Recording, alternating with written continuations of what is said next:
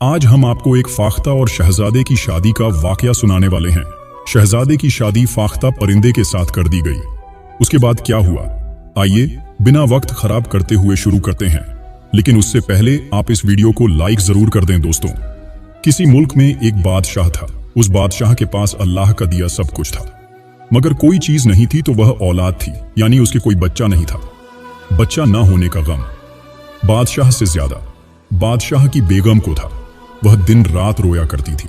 ना उनको खाना पीना अच्छा लगता, ना कोई जेवर कपड़ा भांता, ना किसी तकलीफ में जाती, ना कोई खुशी मनाती। बादशाह अपनी मलका को बहुत चाहता था। वह मलका को समझाया करता, तसल्ली दिलासा दिया करता कि इसमें अल्लाह की कोई मसलहत होगी। जो उन्हें कोई बच्चा नहीं दिया, सब्र करो और हंसी खुशी जिंदगी गुजारने की कोशिश किया करो। बादशाह का दिल तो हुकूमत के कामकाज और देख रेख में फिर भी बहल जाता, मगर बादशाह बेगम का दिल जरा ना बहलता। हर वक्त परेशान और सोगवार रहती।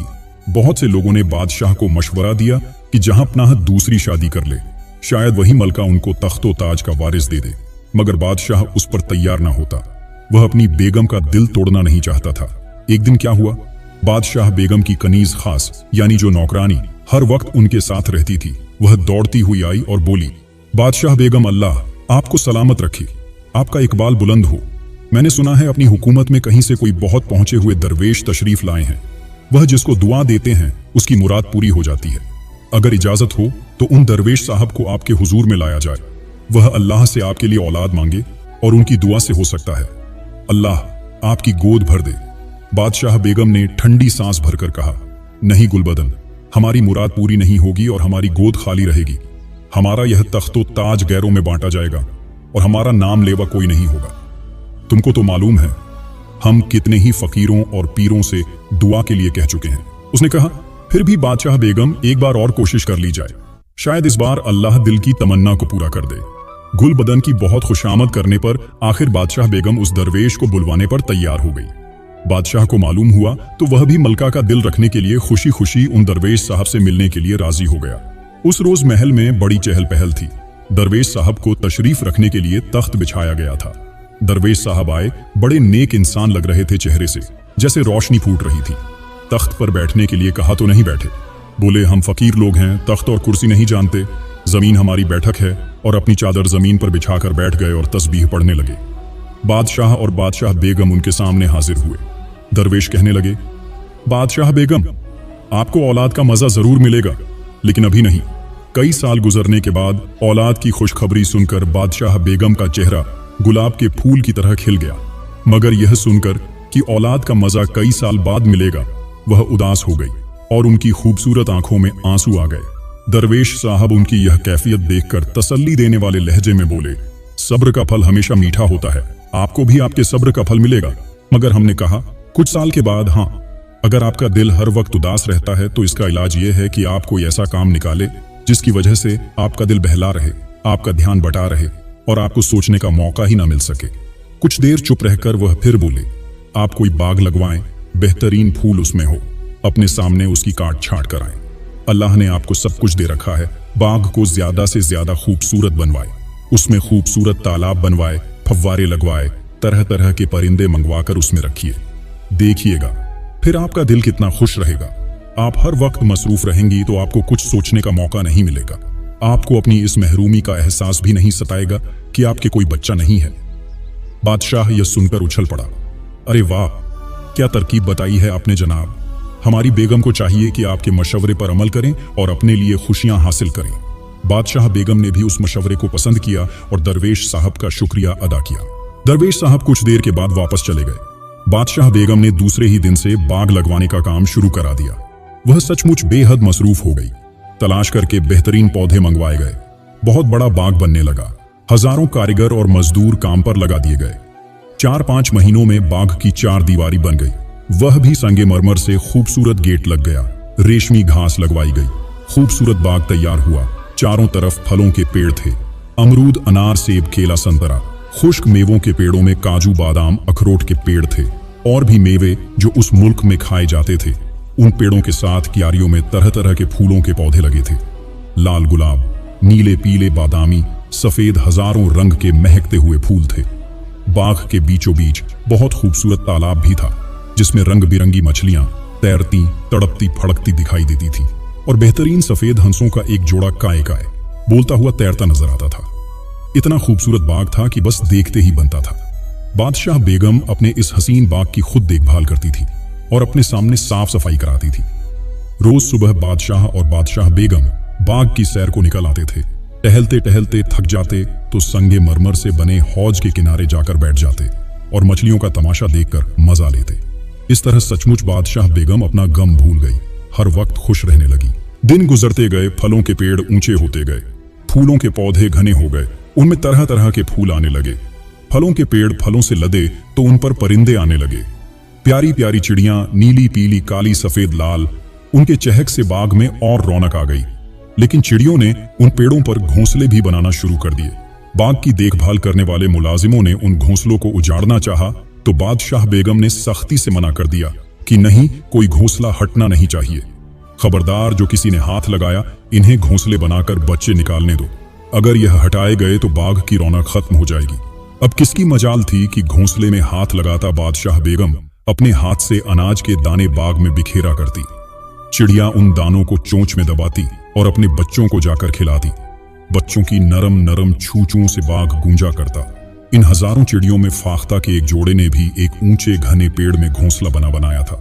इस घोंसले में फाख्ता ने अंडे दिए, मगर एक अंडा पता नहीं कैसे गिरकर टूट गया। अब एक ही अंडा बचा था जिसको दोनों फाख्ता मिलकर बारी बारी सेती रहती और फिर एक बच्चा अंडे से बाहर निकला। बादशाह बेगम को फाख्ता का यह जोड़ा बहुत पसंद था। भोले भाले नर और मादा बिल्कुल कबूतर की सूरत थे, ना किसी से लड़ाई ना झगड़ा। सारा दिन मजे से बाग में उड़ा करते और दाना चुगा करते। फाख्ता बादशाह बेगम इनसे इस कदर हिल गई थी कि वह गेहूं या जौ के दाने अपनी हथेली पर रखकर हाथ बढ़ाती तो वह फर से उड़कर आती और दाना उठा ले जाती, फिर आती, फिर दाना उठा ले जाती। बादशाह बेगम को बड़ा अच्छा लगता। वो हंसती रहती और फाख्ता को दाना खिलाती रहती। कई दिन गुजर गए। फाख्ता का बच्चा बड़ा हो गया। उसका बोटी जैसा बदन नरम नरम परों से भर गया। अपने गोल गोल गुलाबी गुलाबी आंखों से वो बादशाह बेगम को देखता तो उनके दिल में गुदगुदी सी होने लगती। कितना भोला और मासूम बच्चा था। यह एक मादा फाख्ता थी और अपनी मां की तरह वह भी बादशाह बेगम से बहुत मानूस हो गई थी। जब वह उड़ने के काबिल हुई तो बादशाह बेगम के पुकारने पर आती और उड़कर उनके घुटने पर बैठ जाती, कभी कंधे पर बैठ जाती। वह अपनी हथेली पर दाना रखकर उसे खिलाती।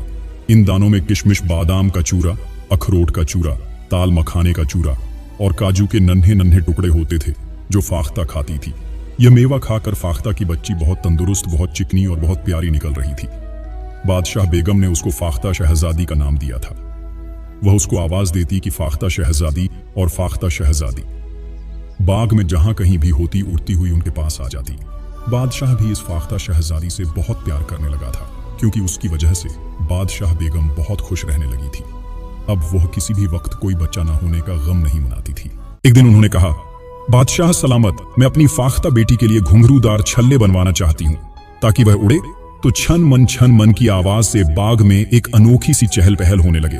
बिल्कुल बिल्कुल बनवाए घुंघरू, हमें भी बड़ा अच्छा लगेगा। बादशाह खुश होकर बोला। इसके बाद देखते ही देखते सोने के घुंघरूदार छल्ले बनकर आ गए। उन घुंघरू में हीरे जड़े थे। बादशाह बेगम ने बड़े प्यार से फाख्ता बच्ची को पकड़ा और उसके नाजुक नाजुक पंजों में घुंघरू डाल दिए। पहले तो फाख्ता बच्ची थोड़ा घबराई, मगर फिर आराम से चलने फिरने और उड़ने लगी। वाकई घुंघरू की नाजुक नाजुक छन-मन बड़ी अच्छी लगती थी। इसी तरह दिन गुजरने लगे। कई साल हो गए। फाख्ता शहजादी अब खूब मोटी ताजी बड़ी हो गई थी। उसने भी अंडे दिए, कई बच्चे निकले, बड़े हुए और यह सब बादशाह बेगम के बाग में रहने लगे। बाग दिन ब दिन खूबसूरत और घना होता जा रहा था। लोग दूर दूर से उसे देखने आते और बादशाह बेगम की इजाजत लेकर उसकी सैर करते थे। उस बाग का नाम बेगम का बाग पुकारा जाने लगा। उसके गुलाब के फूल मशहूर थे। उन दिनों ऐसा हुआ कि उस बाग को देखने के लिए पड़ोसी मुल्क का एक शहजादा आया। बादशाह ने उसकी बड़ी खातिर की। शहजादा बहुत खूबसूरत और बहादुर था। बहुत जल्द वो अपने बादशाह बाप की जगह तख्त पर बैठने वाला था। बादशाह बेगम भी उसके आने से बहुत खुश हुई। वह शहजादे को बाग की सैर करा रही थी और फूल पौधे दिखा रही थी कि शहजादे ने बड़ी अच्छी छन छन की आवाज सुनी, जैसे कोई लड़की पायल पहने धीरे धीरे चल रही है। शहजादा इधर उधर देखने लगा, कोई नजर नहीं आया। वह कुछ दूर चला तो फिर वही आवाज सुनाई दी। घुंघरू छलक रहे थे। शहजादे ने झिझकते हुए बादशाह बेगम से पूछा, बेगम साहिबा, ये घुंघरू की आवाज कहां से आ रही है? क्या हमारे और आपके अलावा कोई और भी यहां टहल रहा है? बादशाह बेगम को शरारत सूझी। वह हंसकर बोली, हाँ शहजादे, मेरी बच्ची भी बाग की सैर कर रही है। शहजादा बोला, क्या वह बहुत छोटी सी है? बादशाह बेगम बोली, माँ बाप को अपना बच्चा हमेशा बच्चा ही मालूम होता है, चाहे वह बूढ़ा ही क्यों ना हो जाए। बादशाह बेगम ने अपनी फाख्ता को देख लिया था, जो आराम से घास पर चल फिर रही थी और उसके नाजुक पैरों में पड़े घुंघरू छनक रहे थे। फिर उड़कर पेड़ पर बैठी तो छन छन की आवाज और तेज हो गई। शहजादे को यह आवाज बड़ी अच्छी लगी। उसने सोचा, बादशाह बेगम उसको बता नहीं रही है, उनकी बच्ची अच्छी खासी बड़ी होगी, वह बादशाह बेगम की तरह ही खूबसूरत होगी। अगर हमारी शादी इनकी बेटी के साथ हो जाए तो क्या कहना, हम भी अपने माँ बाप के अकेले हैं, ये बच्ची भी अपने माँ बाप की अकेली है, यानी वो सल्तनत भी हमारी, यह सल्तनत भी हमारी। हमारी अम्मा बेगम अब बहुत बीमार रहने लगी हैं। अभी कल ही वो कह रही थी, उनके सामने हमारी शादी हो जाए तो उनकी दिल्ली ख्वाहिश पूरी हो जाए। बादशाह और शहजाद की जिद का क्या कहना, जो दिल में ठान लिया वह ठान लिया। शहजादा वापस अपने मुल्क गया तो उसने अपनी अम्मा बेगम को बताया। उसकी अम्मा बेगम तो बस खिल गई। लो भाई, दोनों हाथों में लड्डू बैठे बिठाए एक और सल्तनत मिल जाएगी। बादशाह से जिक्र किया तो वह भी तैयार हो गए। अब उन्होंने अपने बेटे के लिए रिश्ता भेज दिया। यह रिश्ता सुनकर बादशाह और बादशाह बेगम हैरान रह गए। जब शहजादे का रिश्ता उनकी बच्ची के लिए आया, बादशाह ने बोलना चाहा कि हमारी बच्ची, वह इतना ही कहां पाया था कि बादशाह बेगम ने उसका हाथ दबा दिया और बोली, यह हमारे लिए अच्छी बात है कि ऐसा अच्छा रिश्ता हमारी बेटी के लिए आया है। हमें शहजादा दिल से पसंद है, मगर हमारी बेटी अभी छोटी है, कुल 10 बरस की है, हम उसको अभी कैसे ब्याह दें? हाँ, अगर बादशाह कुछ बरस इंतजार करें तो हम बाखुशी यह शादी कर देंगे। जो लोग पैगाम लेकर आए थे उनको ढेरों इनाम मिला और वह वापस अपने बादशाह के पास गए। जब वह लोग वापस गए और अपने बादशाह को सारा हाल बताया तो बादशाह ने कहा, शहजादी 10 बरस की है, हमारा बेटा 16 से 17 बरस का है, कोई खास फर्क नहीं है। बादशाह बेगम से जाकर करो, उनकी बेटी हमारी बेटी है, वह शादी के बाद हमारे साथ बिल्कुल बेटी की तरह रहेगी। हमारी बादशाह बेगम की तबीयत ठीक नहीं रहती है, उनकी यह ख्वाहिश है उनके सामने उनके बेटे के सर पर सेहरा बंध जाए, इसलिए हमारी दरख्वास्त कबूल कर ली जाए। उन्होंने अपना कासिद दोबारा भेज दिया। उधर फाख्ता वाले बादशाह सलामत बेहद परेशान थे। वह बार बार अपनी बेगम से कहते थे, बेगम, आपने यह कैसा मजाक किया है? जब हमारी कोई बेटी ही नहीं है तो हम उसकी शादी कैसे करेंगे? क्या होगा? इस मजाक का इल्जाम हम यह सोचकर डरते हैं। बादशाह बेगम भी थोड़ी परेशान हुई, मगर ज्यादा नहीं। उनको पता नहीं क्यों दरवेश की बात बार बार याद आ रही थी। आपको औलाद मिलेगी, मगर कुछ अरसे के बाद आप फिक्र न करें, हम अपने इस मजाक को निभाएंगे और किसी को पता भी नहीं चलेगा। बादशाह बेगम ने एक शर्त रखी, ठीक है, हमें शादी मंजूर है, मगर हमारी एक मजबूरी यह है कि जब हमारी बच्ची पैदा होने वाली थी तो किसी ने हमें बताया था कि 12 बरस तक उस बच्चे को लोगों की नजरों से छुपाकर रखा जाए, कोई भी उसकी सूरत ना देख सके, ना आवाज सुन सके, वरना बच्ची की जान को खतरा होने के साथ साथ बच्ची के माँ बाप, घर बार सब पर मुसीबत आ जाएगी। अब बादशाह सोच समझ ले और हमारी शर्त मंजूर कर ले तो ठीक है, हम शादी कर देंगे। वह शर्त यह थी कि शहजादी शादी होकर ससुराल जरूर जाएगी, मगर उसको ना कोई देखेगा ना उसकी आवाज सुनेगा। उसके लिए अलग महल रहेगा और उसके साथ सिर्फ उसके मायके से साथ गई हुई उसकी दाई रहेगी, वही उसकी देखभाल करेगी, वही उसके लिए खाना बनाएगी। बाकी मुलाजिम रहेंगे तो बाहरी कामकाज करेंगे। शहजादी के खास कमरे की तरफ कोई नहीं जाएगा, न कभी उसको देखने की कोशिश करेगा, यहां तक कि उसका शौहर शहजादा भी उसको 2 बरस से पहले नहीं देख सकेगा। यह अजीब व गरीब शर्त बादशाह और शहजादे ने मंजूर कर ली। शहजादी के लिए एक महल बनवाया गया, बिल्कुल अलग थलग, बेहद खूबसूरत शानदार महल था, मगर शहर से कुछ दूर एक वीरान जगह, ताकि कोई शहजादी की आवाज ना सुन सके, ना उसको देख सके। अजीब महल था, ना कोई खिड़की, ना रोशनदान, बस एक दरवाजा जो हर वक्त बंद रहता था। मुलाजिम बाहरी हिस्से में रहते थे। इसके बाद उनकी शादी भी हो गई, और शादी भी कैसी, जैसा कि शाही बादशाहों की शादियां हुआ करती हैं। इस कदर दहेज मिला कि बादशाह के महल में जगह ना रही। साथ ही साथ दुल्हन की डोली भी उसके अलग बने हुए महल में पहुंचा दी गई। डोली पहुंचने वाले डोली रखकर चले गए। लोग यह समझ रहे थे इसमें दुल्हन है, और इस दुल्हन के साथ आने वाली उसकी खास कनीज गुलबदन है। डोली रखकर लोग जा चुके थे। गुलबदन अपने हाथ में एक पिंजरा लिए उसमें से निकली और शहजादी के कमरे में चली गई। उसे पिंजरे में बादशाह की प्यारी फाख्ता थी। शहजादा अपनी दुल्हन को ना देख सका, और ना कोई बात कर सका, मगर उसको यह इत्मीनान जरूर था कि 2 बरस के बाद वह शहजादी को न सिर्फ देखेगा बल्कि उसके साथ जिंदगी भी गुजारे, और इसी उम्मीद में वह दिन गुजारने लगा। बादशाह बेगम को अपनी फाख्ता शहजादी की याद सताती तो वह कुछ रोज के लिए उसको अपने यहां बुलवा लेती। बड़ी शान के साथ सवारी जाती, साथ में गुलबदन होती। गुलबदन की गोद में फाख्ता का पिंजरा होता और फंस यानी पालकी के दरवाजे बंद होते। यह बंद पालकी बादशाह बेगम के कमरे में रख दी जाती।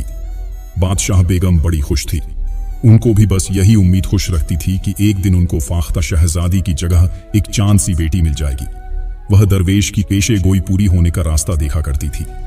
कई महीने गुजर गए, सब कुछ ठीक ठाक चल रहा था कि एक रोज शहजादे की अम्मा बेगम की तबीयत ज्यादा खराब हो गई। उन्होंने अपने शौहर बादशाह से कहा, बादशाह सलामत, मुझे लगता है मैं जिंदा न रहूंगी। मेरी ये ख्वाहिश पूरी कर दें ताकि मेरी मौत आसान हो जाए। बादशाह ने आंसू बहाते हुए कहा, मलका आप अपनी ख्वाहिश बताएं। मलका ने कहा, मैं चाहती हूं एक बार अपनी बहू शहजादे की दुल्हन को देख लूं। बादशाह ने घबराकर कहा, मलका आपको तो वह शर्त मालूम ही है कि दुल्हन शहजादी को ना कोई देखे और ना उसकी कोई आवाज सुने, वरना वह भी मर सकती है और उसको देखने वाला भी खत्म हो सकता है। सिर्फ वही नहीं, उसके खानदान पर भी तबाही आ सकती है।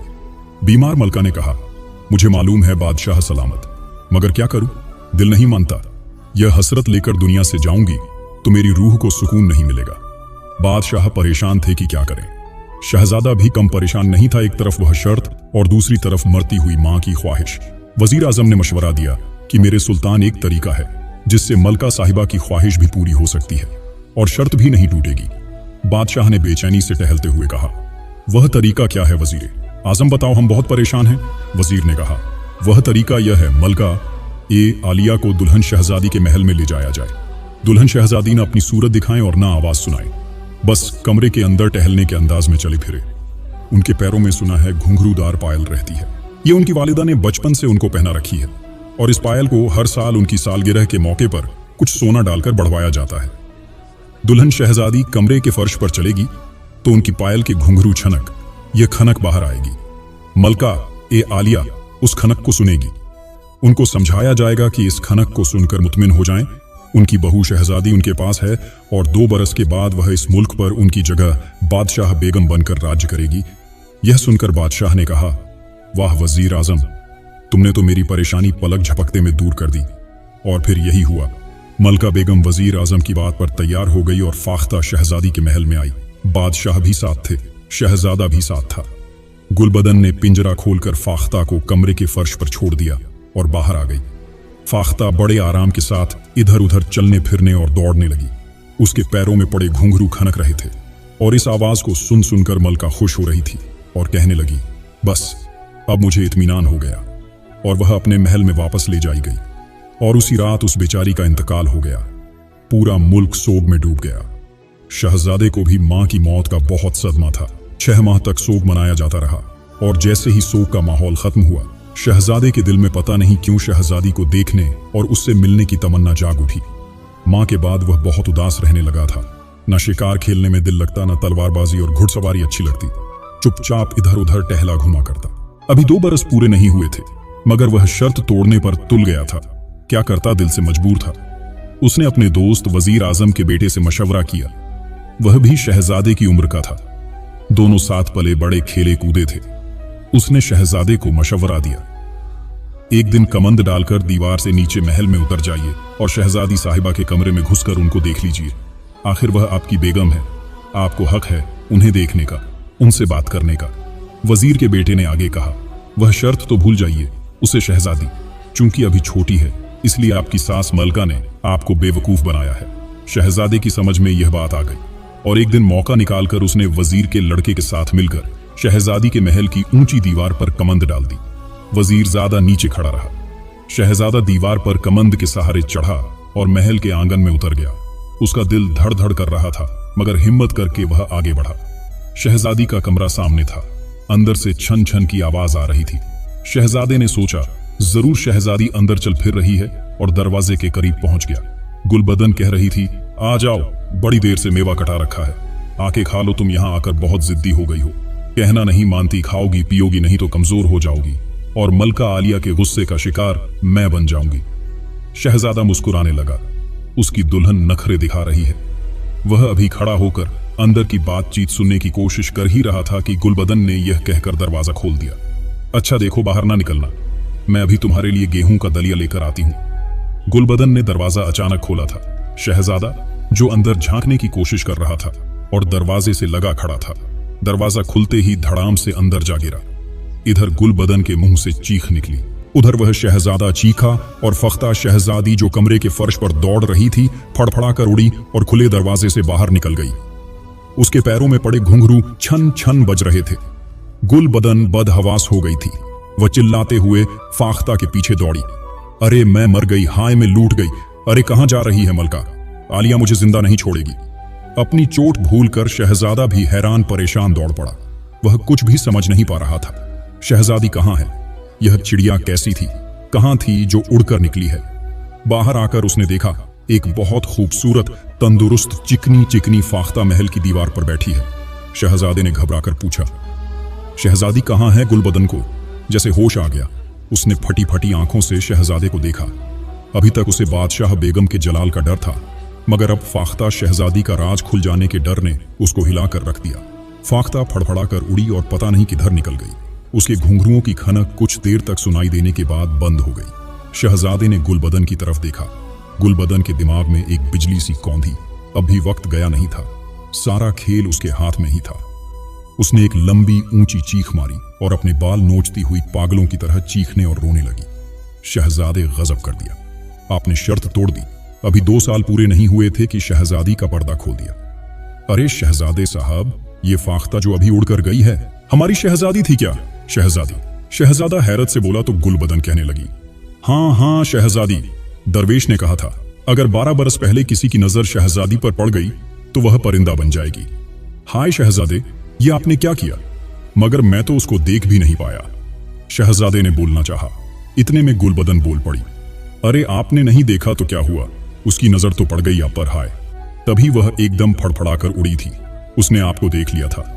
अरे अब मैं क्या करूं? बादशाह बेगम को यह स्याह मुंह किस तरह दिखाऊं? वह जमीन पर गिरकर रोने लगी और लौटने लगी। उसके आंसू झूठे थे। वह जबरदस्त ड्रामा कर रही थी। हाय, मेरी शहजादी चली गई, उड़ गई, परिंदा बन गई। अब मैं बादशाह बेगम को क्या मुंह दिखाऊंगी? अरे शहजादे साहब, बादशाह सलामत मुझे जमीन में जिंदा दबा देंगे, मेरे ऊपर शिकारी कुत्ते छोड़ देंगे। शहजादा बेचारा इस कदर घबराया कि वहां से भाग निकला। यह वाकया शहजादे के बाप बादशाह को मालूम हुआ। उन्होंने गुलबदन को बुलाया। आपको बता दें कि गुलबदन उस फाख्ता की नौकरानी थी। गुलबदन हाल से बेहाल बादशाह के सामने पहुंची और धड़ाम से जमीन पर गिरकर बेहोश हो गई। बड़े जतन के बाद उसे होश आया। तब बादशाह ने कुरेद कर उसे पूछा। उसने वही कहानी बताई जो बादशाह बेगम ने उसको रटा दी थी। ना शहजादे ने देखने की गलती की होती, न वह परिंदा बनती। गुलबदन बस यही रटते जा रही थी। बादशाह को भी इस कहानी पर यकीन करना पड़ा। उसने अपने बेटे शहजादे को बहुत डांटा, बहुत बुरा भला कहा, मगर होता भी क्या, ज्यादा कहते सुनते तो शहजादा गुस्से में आकर कहीं चला जाता। और एक ही इकलौता लाडला बेटा था, वह भी उनकी प्यारी बेगम की निशानी सब्र करके बैठ गए। गुलबदन ने उनसे दरख्वास्त की कि उसे वापस उसके मुल्क भेज दिया जाए। अब उसके यहां रहने का कोई मतलब भी नहीं था, इसलिए उसको वापस कर दिया गया। बादशाह ने चाहा शहजादे की दूसरी शादी कर दी जाए, मगर शहजादा तैयार नहीं हुआ। उसके दिमाग में पता नहीं क्या आता कि वह रोज अपने दोस्त वजीरजादे को साथ लेकर जंगल में निकल जाता। वह उस रास्ते से जाता जिस रास्ते पर उसने फाख्ता को जाते देखा था। सारा दिन वह जंगल में घूमता, एक एक पेड़, एक एक झाड़ी को देखता, नदी के किनारे टहलता, मगर उसको फाख्ता नजर ना आती। बादशाह ने उसको मना करना या टोकना मुनासिब ना समझा। उनका ख्याल था शहजादी की यह दीवानगी वक्ती है, कुछ रोज के बाद वह खुद घबरा जाएगा। इस तरह बहुत सारे दिन गुजर गए। अब सुनो उधर फाख्ता की बात, बादशाह बेगम की कहानी। जब गुलबदन ने वहां पहुंचकर यह सब हाल बताया तो बादशाह बेगम ने दिल थाम लिया। एक तो अपनी प्यारी फाख्ता का गम, दूसरे इस बात का गम कि दरवेश ने गलत कहा था। 10 साल हो चुके थे, औलाद की आरजू पूरी नहीं हुई थी। औलाद की तरह पाली हुई फाख्ता भी हाथ से जा चुकी थी। उनको फिर दुखों ने घेरा। अपने बाग में वह जाती जरूर थी, मगर अब वह खुशी नहीं रही थी। चुपचाप एक जगह बैठी इधर उधर देखा करती। बादशाह सलामत ने बहुत समझाया, मगर उनकी हालत ना बदली। गुलबदन हर वक्त उनके साथ रहा करती और उनकी यह हालत देखकर वह भी परेशान रहती। एक रोज बादशाह बेगम बाग में टहल रही थी कि फाटक पर कुछ शोर हुआ और पहरेदार किसी को डांट रहे थे। बादशाह बेगम ने गुलबदन से कहा, जाओ देखो ये शोर कैसा है। वह जल्दी जल्दी फाटक की तरफ दौड़ी।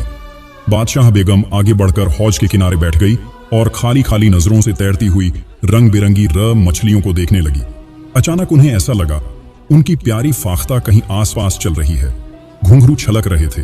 वह चौंक कर खड़ी हो गई और बेइख्तियार उनके मुंह से निकला, मेरी बच्ची तुम कहां हो। अचानक उसको एक आवाज आई, मैं यहां हूं अम्मा बेगम। आपके पास एक बहुत मीठी सी नरम नरम आवाज आई और घुंघरू जोर जोर से छन के छन मन हो रहे थे। बादशाह बेगम को अपनी आंखों पर यकीन ही नहीं हो रहा था। उन्होंने बाएं हाथ से अपने दाहिने बाजू पर जोर से चुटकी काटी। बेहद गोरी चिट्ठी।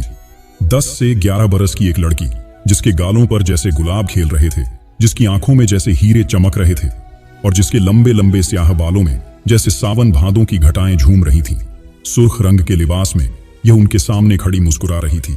यह लड़की बादशाह बेगम, आपकी बेटी फाख्ता शहजादी है।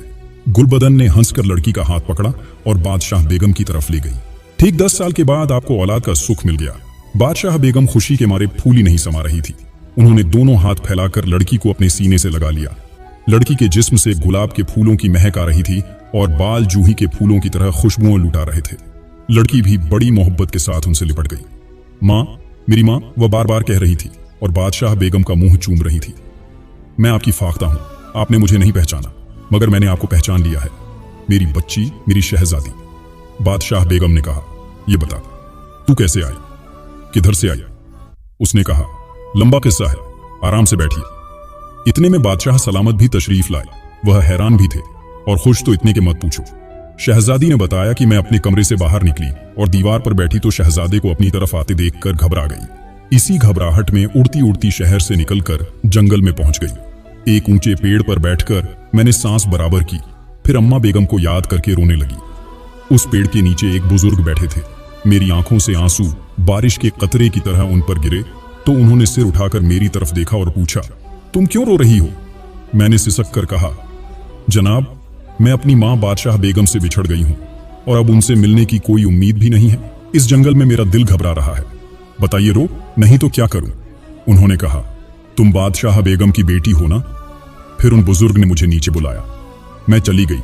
फिर मुझे याद नहीं क्या हुआ, मैं एक लड़की बन चुकी थी। उन्होंने वह कहानी सुनी। इसके बाद हर तरफ खुशियां मनाई जाने लगी। चिरागा किया गया, मिठाइयां बांटी गई, गरीबों को खाना खिलाया गया, कपड़े पहनाए गए और उसके साथ ही जहां उस फाख्ता शहजादी की शादी हुई थी, उस बादशाह और उसके बेटे शहजादे को खुशखबरी भेजी गई कि हंसी खुशी आए और शहजादी को रुखसत करा कर ले जाए। बड़ी शान के साथ वह दोनों बाप बेटे आए। शहजादा खुश भी था, हैरान भी था। आखिर शहजादी इतनी दूर कैसे आ गई और किस तरह फिर इंसानी रूप में वापस आई। बादशाह बेगम ने कहा, बेटा ये सब मत जानो और इनके बारे में ज्यादा ना सोचो, बस हमारा घर बस गया, हमें खुशियां मिल गईं, बस हमारे लिए यही बहुत है। कुछ रोज के बाद फाख्ता शहजादी को बड़ी धूमधाम के साथ शहजादे के साथ रुखसत कर दिया गया और इस तरह फाख्ता शहजादी की कहानी खत्म हुई। बादशाह बेगम जब तक जिंदा रही इन फाख्ताओं को अपने हाथ से दाना खिलाती रही। इसी के साथ यह कहानी पूरी होती है।